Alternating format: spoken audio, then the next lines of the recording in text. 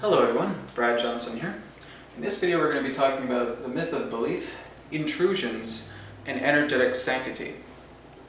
Now what's very, very common is when people start to awaken and they start to work more with their own inner being and they start to feel a lot more of their own energy fields, they start to feel a lot more of the thought forms contained within their own matrix.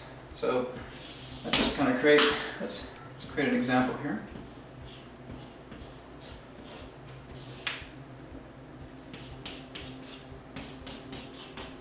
That you have your particular energy body here, and that these just represent thought forms. These are chords. Basically what happens is that these chords are all signed through the nature of belief. The belief that I'm impenetrable.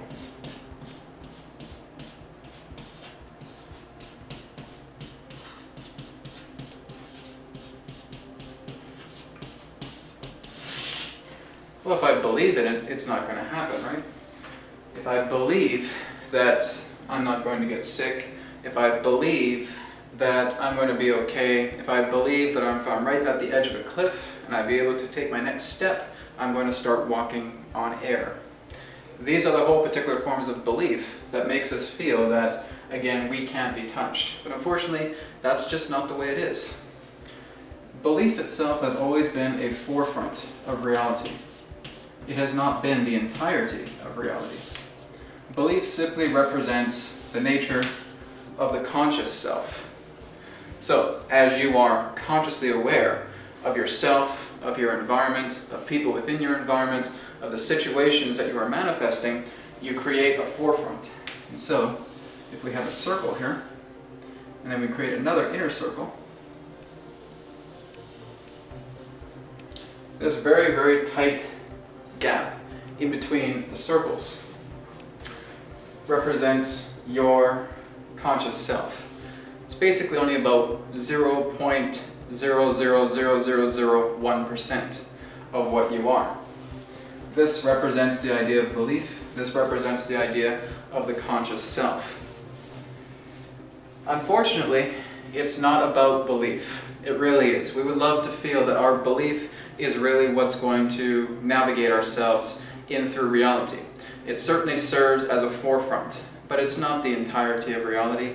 It's not what's going to make you invincible. If you believe that you have optimum health, again, that's a strong forefront, but it doesn't mean that you're always going to be invulnerable. Well, you know, I don't need energy healing. I don't feel I need to have my body worked on because I believe I'm in great health. Well, again, the forefront can help in certain ways. But when you're really moving into higher alignments, it's always good to self-check.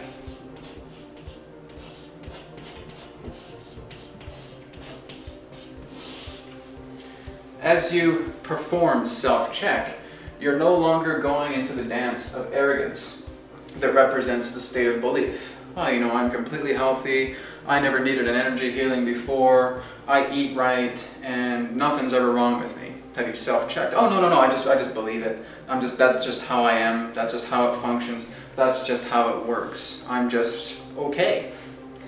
And again, a forefront of yourself is magnetizing that, and that's the forefront. But again, if you're looking at yourself 360 degrees, the forefront is only going to cover this one particular area. There's still all of this. And this is, of course, what brings us into intrusions.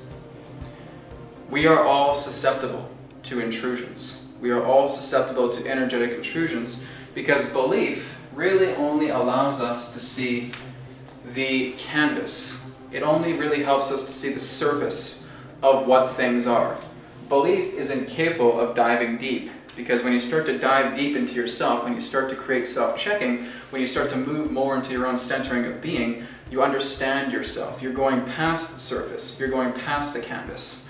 And so belief will always give you the delusion that you're fine, that you're okay. You don't need to check on yourself. You're completely healthy. Everything's normal. Don't worry about it.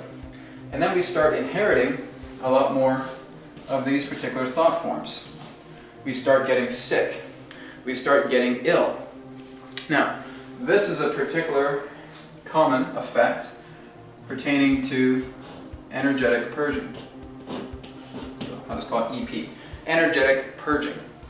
When you're going through an amalgamation effect, you're basically going to start getting symptoms. That can be a headache, that can be like a sore neck, that can be a sore throat, that can be heart palpitations, that can be like your chest is tightening, that feels like your arms are sore, indigestion, etc., etc. These are all just particular symptoms relating to energetic purging. Why am I experiencing that? Because you're transforming. Your belief makes it feel, oh, this is just a side effect, this is just something that's happening, don't worry about it, it's going to work itself out. Well, in regards to certain forms of energetic purging and in regards to certain forms of amalgamation effects, it certainly can, in that sense, help to work itself out. But you can understand more of what is happening. But belief won't let you do that. Belief says, oh, I don't know, maybe I'll just take some Tylenol, maybe I'll just put a hot towel around my head, maybe I'll just do this, and I'll just let it work itself out. All right, that's certainly a choice, and that's based upon belief. But if you can transcend belief and go into self-checking, you can go into the core of your own exploration, and you're able to discover more about this, you're able to find out exactly what is being transformed within yourself. What is the amalgamation effect? Who's working on you? What guides? Are there particular energies? Are there particular consciousnesses that are working through you? Are there AI programs working on you? Are there crystalline technologies working on with you? Etc., etc. You'll actually be able to look into that as you go deeper into yourself. And so this is the myth of belief. Belief represents a particular canvas-based convenience, but it really represents an ignorance, because as soon as we believe in something, we have created a perimeter. This is what Adronis refers to as the law of squares. Now, it's nothing really mathematical, but our own fundamental beliefs create the foundation of our reality. And this represents the form of the law of squares, or the way of squares. And basically what we're attempting to do is make all of these squares circular. So if we have 4 base squares here, we're basically just attempting to create 4 base circles. This comes from belief. This comes from inner knowing. This comes from self-checking. This comes from getting to know your core self. That's how that is initiated. You're transforming the boundaries of foundation, and you're coming into the centering, the circle of the infinite. So now there is infinite potential within yourself, and nothing is rigid. Nothing is boxed into a corner. You're not conditioning yourself so much and saying, oh, well, this is just this and this is just that. Did you self-check? No, but this is just it. I believe it's just this. And so you're missing out. But again, this is where we go back to intrusions, where intrusions can actually come back into. We're talking about ELFs, we're talking about EMFs, we're talking about certain negatively oriented radionics technology.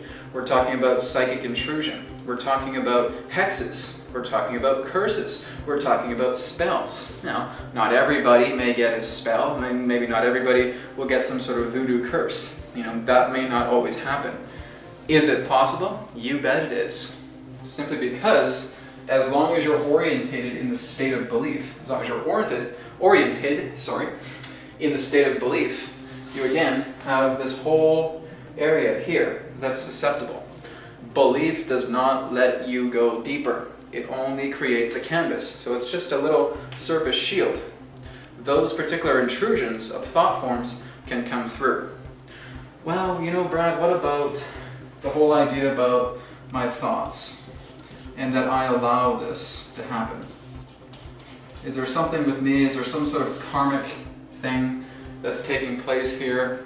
Is this why I'm getting all this stuff? In a way, it could be something relating to that. But again, as long as you pin yourself down in thinking that the thoughts that you're thinking are part of an attraction, they're not part of some sort of type of karmic affair, you have to understand that you're also bringing in new experiences in this life. Whereas there are a lot of renditions and there are a lot of reversions. There are going to be first times for everything. So the fundamental principle of priority is that we're relearning ourselves, or rather unlearning ourselves. But these particular forms of thoughts can be intrusive. We're doing it all the time. We walk down the street, we have dozens and dozens or hundreds of people walking past us all day, and we start feeling angry, or we start feeling frustrated, we start feeling irritated, we start feeling sad. I don't feel this. Why am I picking all this up? I believe I'm a happy fellow. I believe I can skip down the street and it's all about rainbows and whiskers on kittens, but it's not always that way. The whole idea is that you're picking up thought forms every single time, that you're gathered around all these people, that certain events make you feel certain ways. Why is that? Particular types of programming. So you are not immune to the point of intrusion. If you can walk down a street and you can pick up a thought form that you know is not your own, it came from somebody else, maybe somebody craving a hamburger and you're a vegetarian, and you know that's not your thought, you have picked up an intrusive thought form. You have co-aligned with that magnetic vibration, it created a coherency, and you aligned yourselves together to it. So it becomes a magnetism. And so now that becomes your own assigned thought based upon the state of belief. Okay? Intrusions can happen. How do you prevent intrusions? Well, you prevent intrusions by self-checking, by looking into the core of your being, by discovering these are not my thoughts, and you just push them aside. These are what your spirit guides do. This is what your higher self does. If you set an intention to the universe that I would love to go on vacation, I would like to increase my financial stability, whatever it may be. All right, I ask for my guides, I ask for my loved ones, I ask for my angels, I ask for higher self, I ask for my divine consciousness aspects to assist me in this. Well, this is basically what happens. Is you here, pulling in these particular thoughts. Am I sure I can do this? Is this really going to be working properly? Am I good enough to do this? Do I deserve this? Etc. A lot of your spirit guides are demagnetizing the fragments that pertain to those intrusive thoughts. And they keep saying to you, would you mind not always thinking so intrusively? Would you mind not continuously contaminating your cords, your thought forms? Because as you do this, this is just leaving more work for us to do. It would be a path of least resistance if you could function more in regards to what you're looking to create, rather than what's detrimental or sabotage based through that manifestation. All right? So again, intrusions can happen. Even self-sabotage, self-intrusions can happen just by picking up the resonant energy that is cohesive with that thought that is counterproductive to your manifestation. It's so easy. It happens to the greatest of us. It happens to the best of us because we don't check in. We allow belief to conjugate our reality, to feel that it's in charge, that it's basically making love to everything that's within our reality.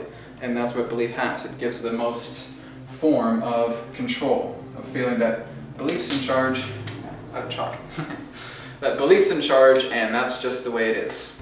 And again, as long as we do that, we're going to be on the canvas, we're going to continue to surf on the surface, and we're not allowing ourselves to better ourselves. We're not able to look into our course. So that's just something to think about. Worry not about the whole idea of the basic kindergarten, elementary school states of thoughts and of belief, and that I create my own reality. Yes, you create your own reality, but there's so much more to it than that. You are creating the perspective of your reality. Everything is now. The past and the future are side effects created through the illusion of the continuity of consciousness. You are creating the perspective of reality because everything is collective consciousness. So you're dancing a dance with 7 billion other people. You're dancing a dance with the plants, the animals, the elements, interdimensionals, elementals, extraterrestrials, planetary consciousness, galactic consciousness, universal consciousness. You're all just dancing. We're all just dancing one big giant dance. It's not that if I was the only person on this planet, an incarnate on this planet, then I'd probably have a lot more leeway to manifestation. Maybe I wouldn't need to concern myself about what becomes versioned in my reality. But there's 7 billion humans on here. There's so many animals, countless. There's so much vegetation, etc. We're all sharing a big dance. And so when you look into create your own reality, when you look into the idea of if I believe I can do it, that's great, and that's a good forefront. But look deeper. I don't believe I can do it, I know I can do it. That's who I am, all right? Just something to keep in mind. And again, when you're looking at particular magnetics and feeling that, well, how did I attract this? I'm a good person. You know, why did I attract the idea of eating a bunch of meat today? I'm a vegetarian. How did this happen? I'm a good person. I shouldn't have had to have done this. Oh yeah, this is terrible. Oh, this is bad. What's wrong with me? I'm an evil person now. Oh my goodness, I better talk to my psychic. What the heck's going on here? Oh my goodness, what happened? And we freak out because the beliefs are taking over. This shouldn't have happened to me. This shouldn't happen. This should have been taken care of, etc., etc. And we lose ourselves in the squares of foundation, of these endless boxes that have no way out, okay? So, as long as you search inside, you create the way of circles rather than the way or the rule or the law of squares, all right? Energetic sanctity. It simply represents checking in. If I have cords I don't want, then I can remove those cords because I'm no longer giving them assignment. I'm not allowing belief to cord those particular strands, those strings of consciousness. I'm now pulling them out because I'm being very mindful of what I'm attracting. I'm mindful in the state of awareness. I'm centered. I go into the deepness of the core of myself, and I'm able to edit out, modify what I'm attracting. You can only do that through the way of circles. You can only do that through self-checking. You can only do that through the inner core. Belief has nothing to do with it. The better off you are by not having belief in your reality, the more you're going to soar. The more freedom, the more liberation you're going to achieve by not having belief in your reality. This is the greatest overrated form that represents reality. If I believe I can do it, I must be able to do it. Only in the forefront. If I know I can do it, then there's no need for even me to even say an affirmation. I'm just going to go ahead and do it. The intention is there. I know I can do this. I know I've already taken care of it. I know I've manifested. I know it's already here. And so it has begun. It has brought forward. It is here. There's no belief about it. There's no faith. There's no hope. There's no distractions. So this is how you're able to achieve energetic sanctity. Scan your fields. Look deep into yourself. Look into what your heart is attempting to tell you. As long as you can do that, you're able to bypass all of this belief, all of these law of squares. That's the whole idea. That's what I want to leave you with today. So thank you very much for viewing this particular video. If you have any other questions in regards to this video or any other past videos on Self-Empowerment TV, by all means feel free to drop me an email, info@consciousmatrix.com. Thank you very much for watching. Please feel free to again check out consciousmatrix.com. Amazing sessions, amazing products, a lot of free stuff as well available on the website consciousmatrix.com. I'm Brad Johnson. Thank you so much for watching today of your time, wherever you are, morning, afternoon, evening, on another planet, who knows. Thank you so much for watching. Talk to you soon. Namaste, and may it be well with you. Goodbye.